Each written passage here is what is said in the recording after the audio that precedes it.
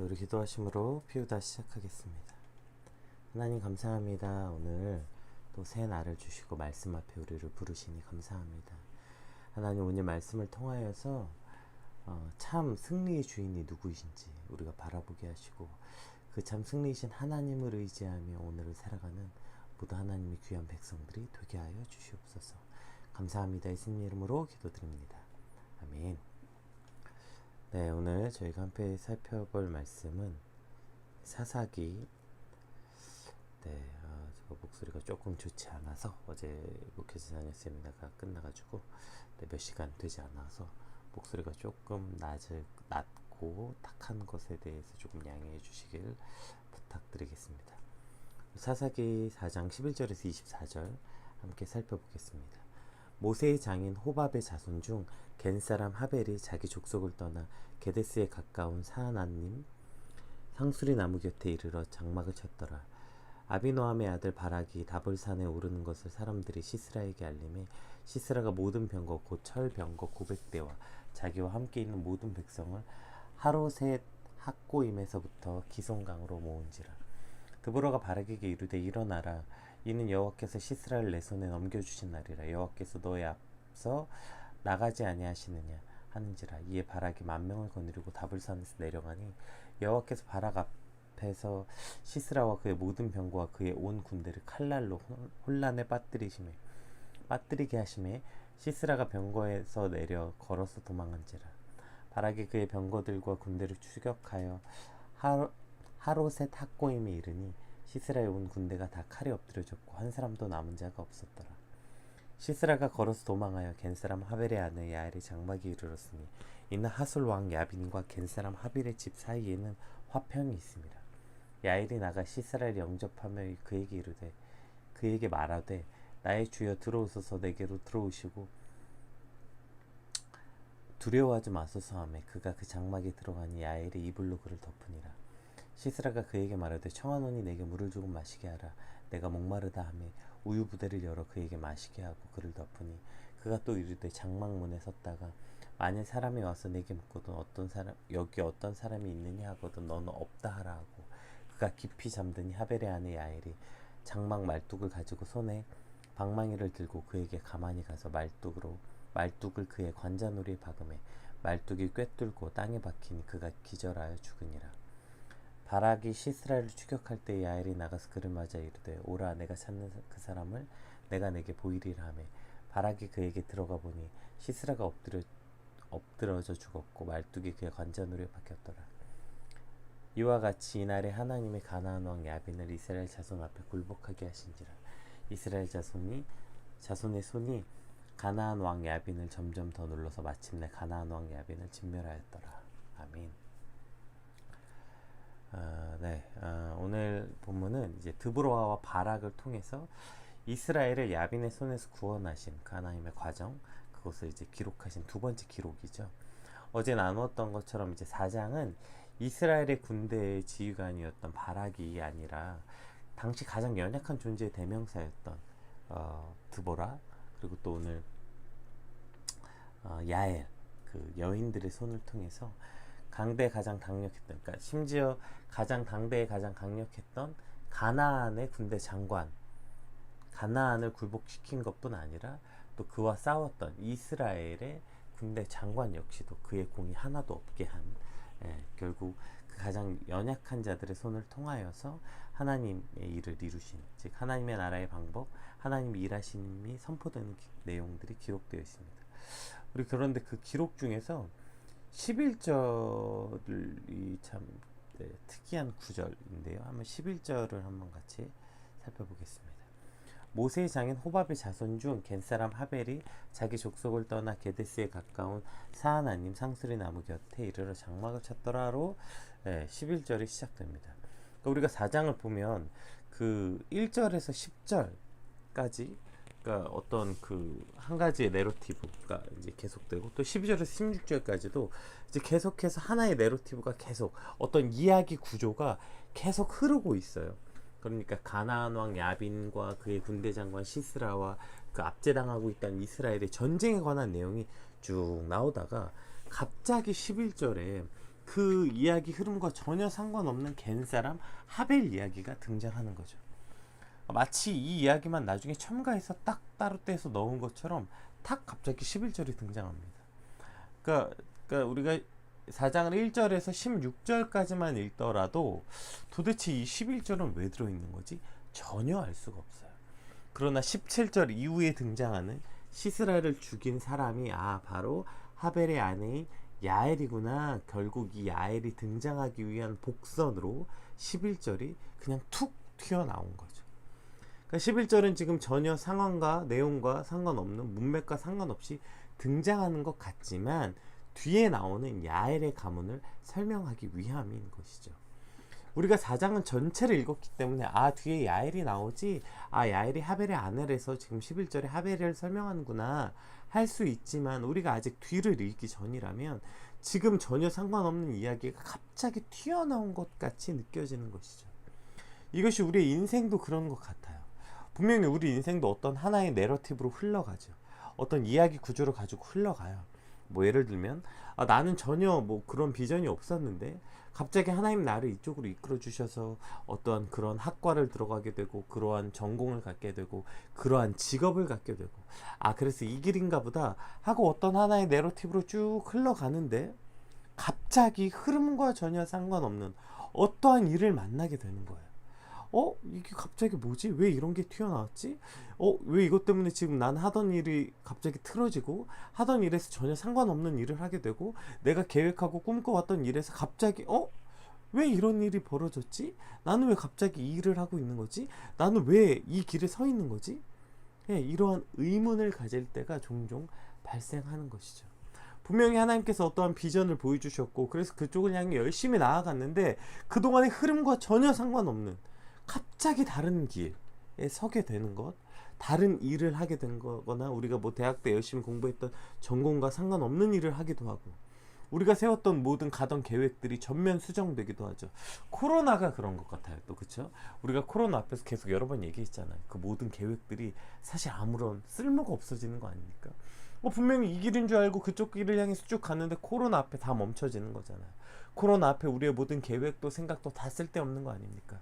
심지어 코로나 때문에 지금 외국에 유학 갔거나 혹은 외국에서 일을 하려고 나갔던 친구들이 지금 귀국하는 상황들을 보고 있잖아요. 분명히 아마 저도 이제 그랬던 경험이 있어서 제 꿈과 소망이 거기 있겠구나 생각해서 진짜 대학교 4학년 때 모든 준비를 다 해서 외국에 나갔는데 허무하게 1년도 안 돼서 제가 다시 귀국한 적이 있죠. 그때 뭐지 이게? 분명히 거기에 내 꿈이 있고 하나님 내가 무슨 외국에 갈 수 있는 아무런 외국 간다고 제가 누가 집에서 돈을 내줬겠어요? 아니면 거기에 뭐가 있었겠어요? 그냥 정 하나님이 보여주셨고 뜬금없이 나를 그곳에 보내셨다고 확신했고 그렇게 갔는데, 아니 이게 뭐지? 이럴 거면 날 왜 보냈지? 그럴 거면 왜 나갔지? 이런 생각들, 마치 갑자기 어떠한 툭 튀어나오는 사건, 지금 그 이야기 구조와 전혀 상관없는 갑자기 하나가 툭 튀어나온 그런 순간들이 우리 인생에도 있는 거죠. 지금은 이해할 수 없고 갑자기 인생의 방향이 틀어진 것 같고, 이게 왜 갑자기 튀어났지 하는 의문 속에 살지만, 마치 퍼즐의 한 조각처럼 우리가 지금 이쪽 조각을 맞추고 있는데 저쪽 조각이 하나 탁 튀어나온 거예요. 그 조각 하나만 가지고서는 이 그림을 알 수 없는 거예요. 하지만 인생의 퍼즐이 하나씩 맞춰져 갈 때, 저 조각이 이 모양에서 사용되는구나. 인생의 하나의 전체의 그림 중에서 저 조각은 저 부분이구나. 이렇게 완성되는구나를 우리가 인생 뒷부분에 알 수 있는 거예요. 마치 오늘 본문에서 우리가 1절에서 16절까지 읽었을 때 도대체 11절이 왜 튀어나오는지 알 수 없지만 17절 이후부터 이것 때문에 11절이 등장했구나 알 수 있는 것처럼, 우리가 인생의 조각을 지금 여기를 맞추고 있을 때 전혀 알 수 없는 저쪽 그림이 하나 등장할 때는 저게 뭐지? 마치 인생이 틀어진 것처럼 보이지만, 그것이 아니라 우리가 전체 인생의 그림을 바라볼 때 저기가 저 조각이었구나 알 수 있게 되는 것이죠. 하나님의 섭리는 이렇게 전혀 상관없는 일이 일어난 것 같으나 조금의 착오가 없으신, 조금의 실수도 없으신 하나님의 계획의 한 조각일 뿐이라는 것은 우리는 알 수 있게 되는 것이죠. 전혀 상관없는 일은 없는 것입니다. 전혀 알 수 없는, 전혀 상관없는 일은 없는 거예요. 그 모든 것을 통해서 하나님이 일하신다는 것을 우리는 기억해야 되는 것이죠. 다만 우리는 그것을 볼 수 없고 전체 그림을 알 수 없기 때문에 때론 답답하고 불안하고 두렵지만, 내가 예측 가능하고 예상이 가능해서 불안하지 않는 삶이 아니라, 전혀 어떤 그림인지는 알 수 없지만 누굴 믿는 거예요? 그림을 보는, 예측 가능한 그림을 믿는 게 아니라 그 그림을 그리시는 하나님을 믿는 거예요. 지금 내 그림은 전혀 이 그림이 어떻게 완성되려고 이렇게 되는 거지? 알 수 없지만, 그래서 때론 불안하고 답답하지만 그 그림을 그리시고 계신 하나님의 손을 의지하고 그 그림을 그리시는 하나님을 믿기 때문에 우리의 두려움이 변하여 기대와 소망이 되는 것입니다. 따라서 우리 인생길 앞에 갑자기 튀어나온 일 같아서 마치 인생이 틀어진 것 같고 전면적으로 수정되는 것 같고, 그럼 난 이제부터 뭘 해야 되는 거지? 내 인생은 마치 망하거나 내 인생이 뭔가 다 잘못된 것 같지만, 잘못된 것이 아니라 그것은 또 다른 조각의 시작, 그리고 하나님은 거기서부터 다시 그림을 시작, 퍼즐을 맞춰서 우리가 어느 순간이 됐을 때 그것이 얼마나 기가 막히게 이 그림들이 서로 맞게 되는지 알 수 있게 되는 것이죠. 따라서 두렵거나 그 앞에서 절망하는 것이 아니라 하나님을 믿기에 우리는 또다시 오히려 기대와 소망을 가질 수 있게 되는 것입니다. 오늘 우리 인생 가운데 갑자기 튀어나온 일 때문에 여러분 절망하고 넘어지고 두려워하는 것이 아니라 그 그림을 그리신 하나님을 바라볼 때 우리는 기대할 수 있고 소망할 수 있게 되는 그러한 저와 여러분의 인생이 되길 주님으로 축복합니다. 우리 12절에서 16절 말씀 한번 같이 살펴볼까요? 아비노함의 아들 바락이 다볼산에 오른 것을 사람들이 시스라에게 알리며 시스라가 모든 병거 곧 철병거 900대와 자기와 함께 있는 모든 백성을 하로셋 학고임에서부터 기송강으로 모은지라. 드보라가 바락에게 이르되 일어나라. 이는 여호와께서 시스라를 내 손에 넘겨주신 날이라. 여호와께서 너의 앞서 나가지 아니하시느냐 하는지라. 이에 바락이 10,000명을 거느리고 다볼산에서 내려가니 여호와께서 바락 앞에서 시스라와 그의 모든 병거와 그의 온 군대를 칼날로 혼란에 빠지게 하시매 시스라가 병거에서 내려 걸어서 도망한지라. 바락이 그의 병거들과 군대를 추격하여 하롯의 탁고임에 이르니 시스라의 온 군대가 다 칼에 엎드려졌고 한 사람도 남은 자가 없었더라. 네. 보세요. 한번 생각해 봅시다. 지금 바락이 다볼산의 사람들이랑 이때 이걸 듣자마자 시스라가 온 군대를 다 모읍니다. 자기가 가진 모든, 그러니까 시스라는 뒤에 나오는 야빈의, 그러니까 가나안 왕 야빈의 군대 장관이죠. 그러니까 가나안의 모든 전 병력을 지금 시스라가 끌고 가는 거예요. 거기 이제 그 대표가 철병거 900대 이렇게 되는 거죠. 그러니까 이쪽에서 이제 딱 대치 상황을 만들고 있는 건데요. 한번 생각해 보자고요. 20년 동안 야빈의 압제 속에서 살아가던 이스라엘 사람들의 10,000명. 여러분 이게 대단해 보입니까? 20년 동안 착취와 고통을 당해온 사람들이에요. 이스라엘 백성은. 생각해 보세요. 그러니까 옷은 남루하기가 짝이 없었겠죠. 20년간 착취당했다고요. 계속해서 쳐들어와서 먹을 게 없었던 그들이 무슨 옷을 입고 있었겠냐고요. 또 매일매일 그러한 노역으로 인해서 몰골이 말도 아니었겠죠. 노예같이 살던 그들이 무슨 군사훈련을 받았겠어요. 아니면 무슨 싸우는 법을 알았겠어요. 어쩌면 20년 동안 당하기만 했기 때문에 싸울 의지조차 없었을 거예요. 그저 초라한 몰골로 그 눈앞에 펼쳐진 그 어마어마한 군대 앞에 벌벌 떨고 있었을 것입니다. 오합지졸과 같은 모습이에요. 그러나 반대편에 있던 시스라의 군대 모습 어땠을까? 일단 철병거 900대가 등장합니다. 여러분 이 철병거 900대, 그 당시에 모든 전쟁의 승패를 갖고 있었던 최신 무기, 최강의 무기, 철병거 900대죠. 그것만 봐도 지금 당대 최고의 전투력을 가지고 있었던 가나안 군대의 위용을 보여주는 것이죠.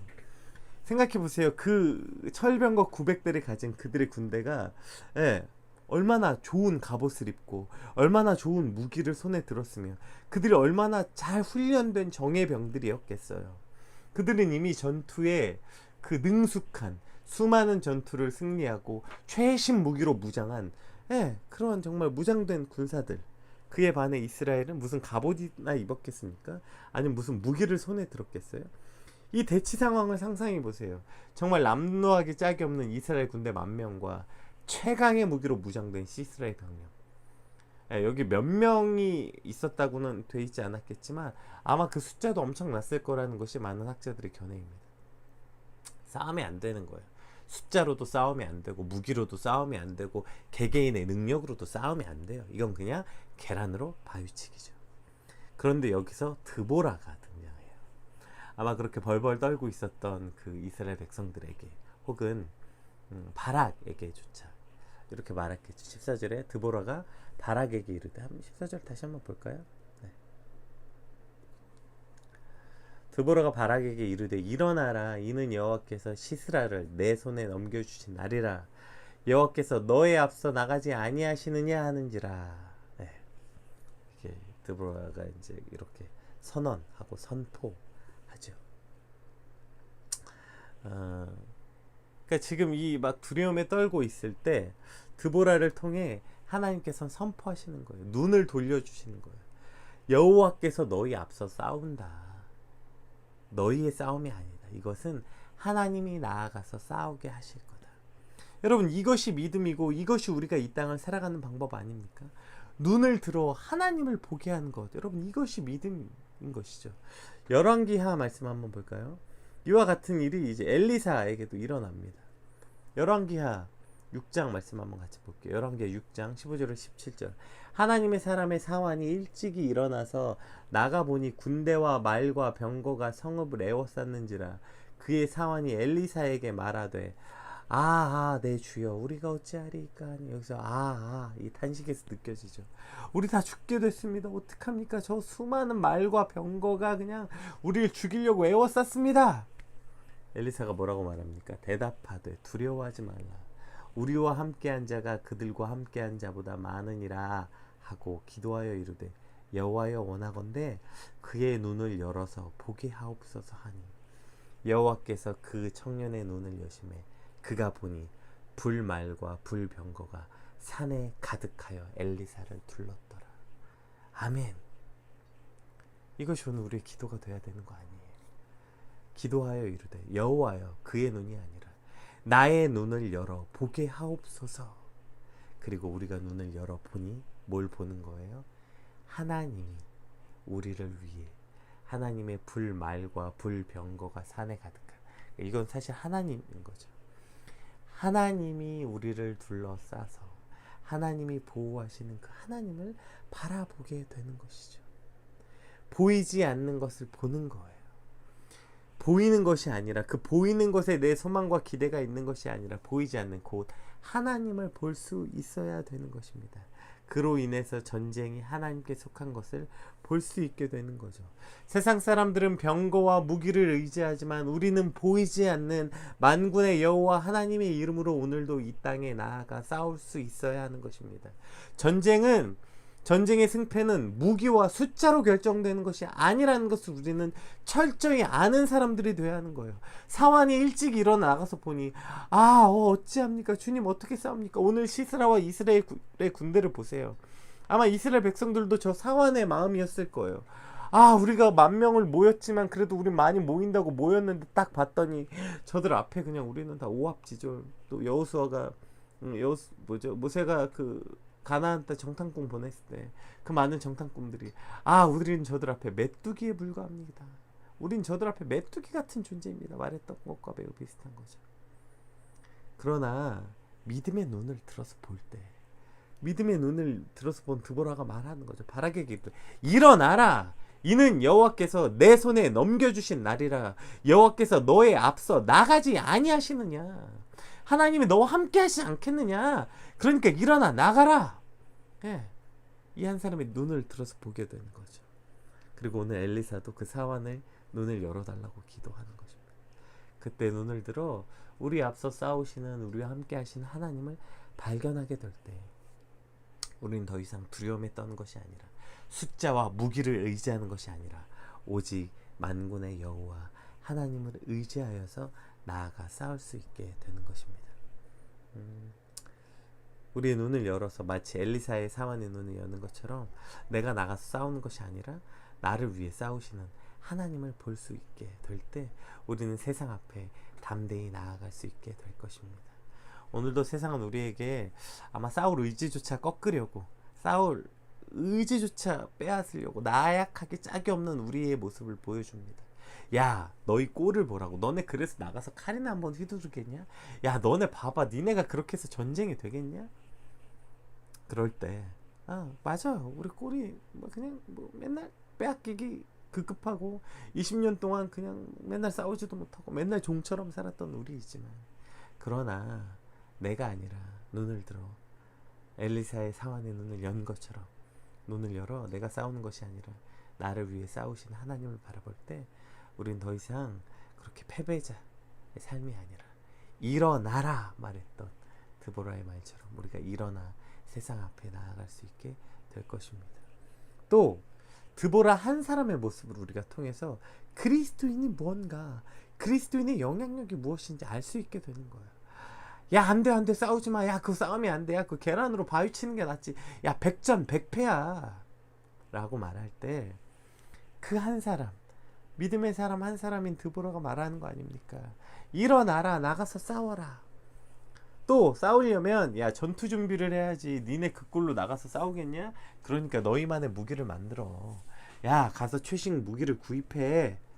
영향력 있고 무슨 막 대단한 그리스도인이라고 말하면서 여기저기 나가서 나는요 이런 무기를 준비했고요, 나는 이런 훈련을 했고요, 그렇게 해서 내가 승리했습니다, 이렇게 떠드는 것이 아니라 그렇게 믿음 좋다고 말하고, 여러분 그것이 그리스도인의 영향력이 아니라 어떠한 문제 앞에서 철저하게 하나님이 배제된 말, 처음에 무슨 하나님의 은혜로 내가 여기까지 왔다고 말해놓고서 결국 그 끝에 자기 자랑만 하고 앉아있는, 그저 그 끝에서 막 여러분 나가려면요 여러분 무기를 준비해야 됩니다. 여러분 세상은 호락호락하지 않아요. 여러분도 여러분의 무기를 가져야 됩니다. 여러분 가서 훈련해야 됩니다.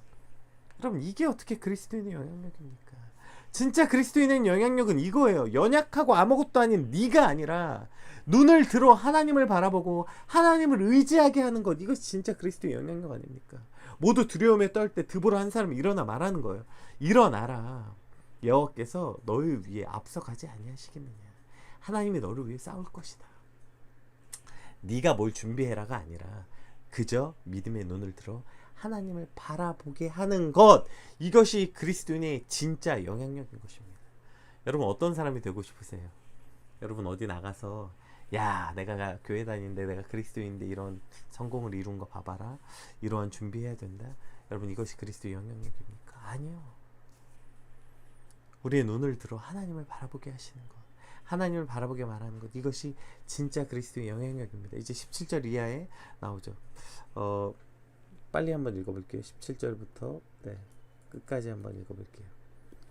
시스라가 걸어서 도망하여 겐 사람 하벨의 아내 야엘의 장맥에 이르렀더니 이는 하솔 왕 야빈과 겐 사람 하벨의 집 사이에는 화평이 있으며, 그러니까 시스라가 다 걸어서 다 집어치고 그 900대의 병거 다 버리고 그 수많은 군대 다 버리고 그냥 초라하게 걸어서, 두 번이나 나오죠. 아까 15절에서 걸어서 도망했다. 그러니까 그게 가진 게 다 털리고 아무것도 없이 그저 초라하게 그냥 자기 몸뚱이 하나로 걸어서 도망간 시스라의 모습을 보여주는 거예요. 근데 왜 시스라가 가나안으로 도망가지 않고 지금 이쪽으로 도망왔냐면, 여기 나오죠. 하솔 왕 야빈과 겐 사람 하벨 집 사이에는 화평이 있었대요. 그러니까 둘이 동맹 관계였으니까 일로 도망간 거예요. 그랬더니 야엘이 나가서 시스라를 영접하면 그에게 말하되 나의 주여 들어오소서, 내게 들어오시고 두려워하지 마소서 하니 그게 장막에 들어가니 야엘이 입을 누구를 덮으니라. 시스라가 그에게 말하되 청하노니 내게 물을 조금 마시게 하라. 내가 목마르다 하며 우유부대를 열어 그에게 마시게 하고 그를 덮으니 그가 또 이르되 장막 문에 섰다가 만일 사람이 와서 내게 묻기를 어떤 사람이 여기 있느냐 하거든 너는 없다라 하고, 그가 깊이 잠드니 하벨의 아내 야엘이 장막 말뚝을 가지고 손에 방마기를 들고 그에게로 가만히 가서 말뚝을 그의 관자놀이에 박으며 말뚝이 꿰뚫고 땅에 박히니 그가 기절하여 죽으니라. 바락이 시스라를 추격할 때 야엘이 나가서 그를 맞아 이르되 오라, 내가 찾는 그 사람을 내가 내게 보이리라 하매 바락이 그에게 들어가 보니 시스라가 엎드려 죽었고 말뚝이 그의 관자놀이에 박혔더라. 이와 같이 이날에 하나님의 가나안 왕 야빈을 이스라엘 자손에 굴복하게 하신지라. 이스라엘 자손의 손이 가나안 왕 야빈을 점점 더 눌러 마침내 가나안 왕 야빈이 진멸하였더라. 아멘. 그러니까 결국 이 시스라가 그 의지했던 모든 거 다 버리고 지금 그 가진 것 아무것도 의지했지만 아무것도 안 되는 거예요. 심지어 뭘 의지했어요? 예, 그래도 관계, 자기와 좋은 동맹을 맺었던 지금 하벨을 의지해서 하벨로 도망간 거예요. 그랬더니 거기서 야엘이 막 영접하죠. 막 내 주여 들어오소서, 두려워하지 마소서, 이불로 덮고 목마르다 하니까 물이 아니라 막 우유 부대를 열어. 이제 이 당시 우유 부대는 굉장히 귀빈들에게 대접했던 음식. 그러니까 그런 극진한 환대를 받으니까 그가 긴장이 다 풀어져서 예, 거기서 이제 보초로 좀 서줘라, 나 좀 쉴게. 그리고 깊이 잠들었을 때 그가 그곳에서 비참하게 죽음을 맞게 되는 것이죠. 보세요. 여러분, 시스라가 처음에 오늘 집을 나설 때 이스라엘의 전쟁과 질 거라고 상상이나 했겠습니까? 아마 상상도 못했을 거예요. 그 뭐 어린아이가 마치, 그러니까 어린아이와 싸움을 하러 가는 그런 가벼운 마음으로 나갔겠죠. 병거는커녕 뭐 아무것도 안 가진 그 이스라엘과 철병거 900대 가진 자신의 군대와 싸워서 질 거라고 상상도 못했죠. 그런데 거기서 져서 죽는 것도 말도 안 되는 치욕인데, 심지어 전쟁에서 죽었던 것도 아니에요. 그가 다 도망가서 잠자다가 어떤 한 여인의 손에 죽는 치욕을 겪게 되는 거예요. 이것이 그 대단한 군대 장관이었던 시스라의 결말이었던 거죠. 즉 자기 자신을 의지했던 시스라의 결말, 또 하벨을 의지해서 그곳으로 피했던 그의 결말이죠. 결국 어디든 피할 수 없는 거예요. 우리가 의지할 수 있는 곳, 우리가 피할 곳은 오직 하나님 뿐이신 거죠. 반대로 어디로든 도망갈 수 없어요. 하나님이 잡겠다 하시면 그가 어디로 도망가든 그곳은 절대로 하나님을 피할 수 없게 되는 것입니다. 결국 우리가 진짜 의지해야 될 것이 무엇인지 알 수 있게 되는 것이죠. 우리가 월요일에 살펴보았던 오른손이 불편한 에훗, 그저 소모는 막대기로 이스라엘을 구원했던 삼갈, 또 오늘 한 연약한 여인 손에 들린 말뚝, 결국 지금까지 하나님이 무엇으로 이스라엘을 구원하고 계신지 보세요. 그 작고 연약하고 아무것도 아닌 것들로 강하고 놀라운 것들을 부수고 이기게 하시는 거예요. 왜요? 오늘 본문 맨 마지막에 그렇게 끝이 나죠. 그래서 주인공이 누가 되는 거예요? 이와 같이 이날에 하나님이 가나안 왕 야빈을 이스라엘 자손 앞에 굴복하게 하신지라. 하나님이 주인이 되시는 거예요. 그 연약한 자들을 통하여서 그 강력한 가나안을 부수심으로 하나님이 주인공심이 선포되는 것이죠. 하나님이 모든 것의 주인이 되는 거예요. 그러면 오늘 우리가 무엇을 소망해야 되는 것입니까? 우리는 무엇을 갖길 원해야 되는 거예요? 병거요? 강력한 군대요? 강력한 무기요? 아니요. 오늘 우리가 소망하는 것, 우리가 갖길 원하는 것은 오직 하나님이셔야 하는 것입니다. 오늘 말씀 붙잡고 함께 같이 기도합시다. 하나님, 오직 하나님만을 갈망하고 소망하게 하여 주시옵소서. 나의 연약함을 통하여서 오직 하나님만 드러나게 하여 주시옵소서. 하나님만 소망하는 삶이 되게 하여 주시옵소서. 나의 믿음의 눈을 들어 승리하시는 하나님을 바라보는 삶이 되게 하여 주시옵소서. 우리 같이 받은 말씀 놓고 함께 같이 기도하고 그러한 승리의 삶을 살아가는 여러분 되시기 주님으로 축복합니다. 기도합시다.